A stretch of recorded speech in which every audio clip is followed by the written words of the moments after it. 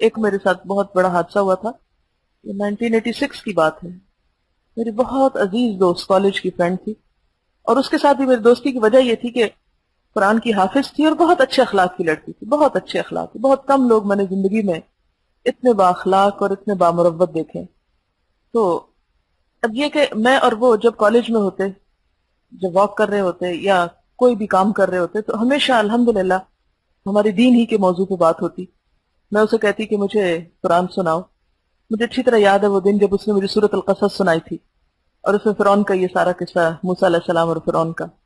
پھر اسی طرح آداب زندگی شاید ساری میں نے اس کے ساتھ، یا اس کا کافی بڑا حصہ مل کے میں نے پڑھا تھا، کہ ہم ایک ایک پوائنٹ پڑھتے، ڈسکس کرتے، پھر وعدہ کرتے کہ ہم اس پہ عمل کریں گے، ایک ایک چیز ایک ایک چیز۔ اور ڈسکشن سے انسان بہت سیکھتا ہے۔ تو ان کے گھر والوں کو بہت اعتماد تھا ہم پر، اکثر وہ ہمارے گھر بھیج دیتے تھے ان کو۔ اور ویسے بھی ہمارا گھر اس قسم کا تھا کہ جس میں گھر کی ایکٹیویٹیز کم اور دینی زیادہ ہوتی تھی، یعنی ہر وقت کچھ نہ کچھ شغل میلہ لگا رہتا تھا۔ اور ہمارے والد بھی اس معاملے میں بڑے فراخ دل تھے کہ اور بچیاں آئیں اور سیکھیں، اور بالکل الگ پورشن تھا، اس لیے کسی قسم کی کوئی فکر، خطرے، خوف والی بات بھی نہیں ہوتی تھی۔ لوگ اکثر بچیوں کو بھیج دیتے تھے، تو ہم راتوں کو بھی جاگتے، عبادت بھی کرتے، شب بیداری۔ یہ نہیں کہ صرف رمضان میں ہوتی تھی، رمضان کے علاوہ بھی راتوں کو جاگ کے عبادت ہوتی تھی۔ مہینے میں ایک دن جیسے مقرر کیا ہوا ہوتا تھا، آج کا دن ہم سب دوست مل کے رات کو جاگیں گے، نفل پڑھیں گے اور دین کی باتیں کریں گے۔ تو اللہ کا شکر ہے ان چیزوں نے زندگی بہت فائدہ دیا۔ اب تو اتنی مصروفیت ہوگی کہ وہ کرنا بھی محال ہو گیا، لیکن جب وقت تھا تو یہ سب کچھ کیا۔ اتفاق یہ ہوا کہ میں پی ایچ ڈی کرنے کے لیے گئی بھی تھی، واپس میں آئی تو اس سے ملاقات کے لیے میں گئی۔ ایک دفعہ ملاقات ہوئی، تو جب میں نے جانا تھا تو اس سے ایک دن پہلے میں نے کہا کہ میں جا کے مل آتی ہوں۔ وہ پریگننٹ تھی، آخری دن تھے بالکل اس کے بچے کی ولادت کے۔ میں نے کہا اس کو کیا تکلیف دوں گی، میں خود مل کے آتی ہوں۔ میں چلی گئی اس کے ساتھ، کافی دیر، تقریباً آدھا دن گزارا ہوگا، بہت باتیں ہوئیں، اور باتیں بھی یہی تھے، کالج میں پڑھا رہی تھی ان دنوں میں۔ میں نے کہا تم اپنے اسٹوڈنٹس کو کیا بتاتی ہو، کیا سکھاتی ہو، کلاس میں کیا ہوتا ہے؟ کیونکہ جب کبھی خط لکھتی تھی یہی بات کہ تم نے کچھ سکھانا ہے، کرنا ہے۔ اس دن بھی یہی باتیں بہت دیر تک ہوتی رہیں۔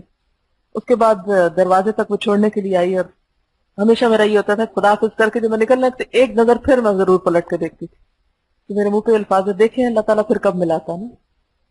یہ کہہ کے تو میں چلی آئی۔ اسی شام کو اس کو پینس شروع ہوئی، رات کو اس کو ڈیلیوری ہوئی، اور اسی ڈیلیوری میں وہ فوت ہو گئی۔ یعنی چند گھنٹے کا فاصلہ تھا میری ملاقات اور اس کی وفات میں، اور مجھے اس وقت کوئی اطلاع نہیں ملی۔ صبح کے وقت میں تیاری میں تھی واپس جانے کی، تو مجھے اطلاع ملی کہ اس کی ڈیتھ ہو گئی، اور مجھے یوں لگے جیسے زمین پاؤں سے نکل گئی ہے۔ بہت بڑا صدمہ تھا میرے لیے، بہت بڑا، کیونکہ بہت عزیز تھی مجھے، بہت شدید صدمہ کہ ناقابل برداشت حد تک، لیکن بہت اللہ نے حوصلہ دیا۔ اسی وقت میں چلی گئی اس کے پاس۔ اب یقین کریں کہ میرا حوصلہ نہیں پڑ رہا تھا کہ میں اس کے جسم کو ہاتھ لگاؤں، یہ نہیں کہ کوئی نفرت کی وجہ سے کچھ، لیکن بالکل ایسے جیسے میں خود پتھر ہو چکی ہوں، اور بہت عجیب کیفیت، یہ کیا ہو گیا ہے۔ خیر اس کے جسم پر خون لگا ہوا تھا، مجھے یوں لگ رہا جیسے شہید نہیں ایک لیٹا ہوا ہوتا، بالکل ایسے ہی، بالکل فریش چہرہ۔ میں نے کبھی اسے غیبت کرتے ہوئے نہیں پایا تھا، اتنی بڑی خوبیوں کی مالک۔ خیر بہت دعائیں اس کے لیے کی، چونکہ میری فلائٹ تھی اور انٹرنیشنل فلائٹ تھی، اور اس کے لیے مجھے ایئرپورٹ تک پہنچنا تھا، سرگودا میں ایئرپورٹ نہیں دوسرے شہر جانا تھا، تو میں اس کے جنازے تک نہ رک سکی، لیکن جتنا مجھے میکسیمم ٹائم ملا میں رکی، بہت دعائیں کی۔ آپ یقین کریں اس کے بعد میرا سفر شروع ہوا، سارے سفر میں مسلسل دعا کی۔ رات کے وقت اسے دفنانا تھا، رات بھر میں اس کے لیے کہ اب وہ قبر میں ہوگی، اب اس کے ساتھ حساب ہو رہا ہوگا، اب اس کے ساتھ یہ ہو رہا ہوگا، اب اس پتہ نہیں، مجھے ایک ایک پچھلی راتیں یاد آ رہی تھی کہ جو ہم نے عبادت میں اکٹھے گزاری، باتوں میں اکٹھے گزاری۔ تو کبھی میں ایسی دیوانگی میں باتیں شروع کر دیتی، اچھا فرشتوں نے کیا کہا آپ سے، آپ پاس ہو گئی ہیں، آپ نے اس فلاں بات کا کیا جواب دیا۔ اور پھر اس کے بعد پورا تھرو آؤٹ لنڈن تک کا سفر، آگے گلاسکو کا سفر، یعنی 2 دن تقریباً میرے سفر میں، سفر کی دعائیں کتنی قبول ہوتی ہیں، مسلسل دعائیں، مسلسل دعائیں، مجھے سب کچھ جیسے بھول گیا اور صرف دعا ہی دعا۔ پھر اس کے بعد جب میں یونیورسٹی میں جاتی، بیٹھتی، پڑھتے پڑھتے پھر میرے دماغ پہ ایسی غلبہ سوار، پھر دعائیں، پھر ایک عرصے تک میری یہی کیفیت رہی کہ مسلسل دعائیں کی میں نے اس کے لیے۔ پھر میں بڑی دعا کرتی تھی کہ اللہ مجھے خواب میں دکھا کہ وہ کس حال میں ہے، کیونکہ میں بہت اداس محسوس کرتی تھی اپنے آپ۔ تو ایک دن مجھے خواب آئی کہ ایک قافلہ جا رہا ہے اور اس میں اونٹ ہیں، اونٹوں پہ کچھ لوگ بیٹھے ہوئے ہیں، اور اونٹ میرے پاس سے گزرتے ہیں، تو کوئی شخص کہہ رہا ہے کہ یہ حضرت ابراہیم کا اونٹ گزرا ہے، یہ حضرت سارہ کا اونٹ گزرا ہے، اور یہ عذرا کا اونٹ گزرا ہے، بس میری پھر تسلی ہوگی۔ اس کے بعد جیسے کہ میرا فرض پورا ہو گیا کہ میں نے اس کو ایک اچھے حال میں دیکھ لیا، میں نے کہا بس اب مجھے فکر کی ضرورت نہیں۔ تو اب بھی یہ ہوتا ہے کہ میں اکثر اس کے لیے دعا کرتی ہوں، اس شدت سے تو نہیں جو میں شروع میں جب تک میری وہ کیفیت رہی میں بہت زیادہ دعائیں کی۔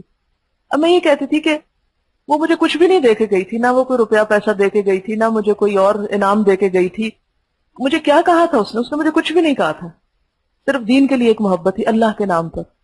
تو ہمیشہ یاد رکھیں کہ جو محبت دین کی وجہ سے ہوتی ہے، جس میں صرف اللہ کا نام ہوتا ہے، اور اگر آپ اس کی بیٹھ کے بات کریں گے، اس ایمان میں اضافہ کریں گے اس دوستی کی وجہ سے، تو نہ صرف یہ کہ مرنے کے بعد وہ کام آئے گی، بلکہ عرش کے سائے تلے جو لوگ ہیں، عرش کے سائے تلے جس دن کوئی سایہ نہ ہوگا، اس سائے تلے جو لوگ ہوں گے ان میں سے بھی وہ ہوں گے کہ جو اللہ کی خاطر ایک دوسرے سے محبت کرنے والے، اسی کے نام پہ اکٹھے ہونے والے اور اسی کے نام سے الگ ہونے والے۔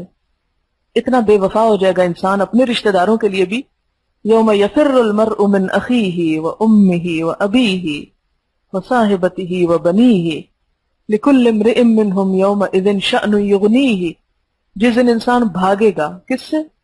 یوم یفر المرء من اخیہ، اپنے بھائی سے، خون کے رشتوں سے بھاگے گا، اپنے ماں سے، اپنے باپ سے، اپنے بیٹے سے، اپنی بیوی سے، ہر ایک سے بھاگے گا۔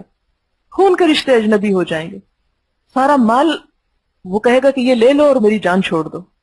ہر چیز کو وہ جیسے وہ آتا نا الاخلاء یومئذ بعضهم لبعض عدو الا المتقین، دوست دوست کے دشمن بن جائیں گے سوائے متقی لوگوں کے، سوائے ان لوگوں کے کہ جو دنیا میں ایک دوسرے کو تقویٰ کی اور نیکی کی تلقین کرتے رہے، باقی تو ایک دوسرے کے گلے پڑیں گے، ایک دوسرے کو لام تان کریں گے، ایک دوسرے سے لڑیں گے اور ایک دوسرے کو بلیم کریں گے کہ تو نے مجھے بہکایا تھا، وہ کہے گا تو نے مجھے بہکایا تھا، وہ کہے گا تو نے میرا وقت ضائع کیا، کہے گا تو نے میرا وقت ضائع کیا، اور لڑتے لڑتے جہنم میں جا گریں گے۔ تو اس لیے اللہ کے نام پر جو بھی کام ہوتا ہے وہ ہمیشہ پائیدار ہوتا ہے۔ کوئی کام آپ شروع کریں اور اس میں آپ کی نیت یہ کہ اللہ راضی ہو، تو خواہ آپ کو اس کے نتیجے میں صفر بھی نہ نکلے، کوئی آپ کو کوئی صلہ نہ دے، کوئی تعریف، آپ کسی کی خدمت کر رہے ہیں اور اس لیے کر رہے ہیں کہ اللہ راضی ہو آپ سے، جواب میں وہ آپ کو گالیاں بھی دے تو آپ کرتے رہیں گے، پھر نہیں چھوڑیں گے۔ لیکن اگر آپ اس لیے کر رہے ہیں کہ اس سے مجھے کچھ مل جائے اور اگر وہ نہیں دے رہا تو آپ کام بھی چھوڑ دیں گے، آپ کو کیوں میں کروں، مجھے کیا دیا اس نے، میرے کس کام آیا، میرے ساتھ کیا کیا۔ ہر وقت آپ حساب کتاب میں مبتلا رہیں گے، اور دنیا کے باقی تعلقات یہی حساب کتاب ہی ہے، کچھ نہیں ہے اس میں۔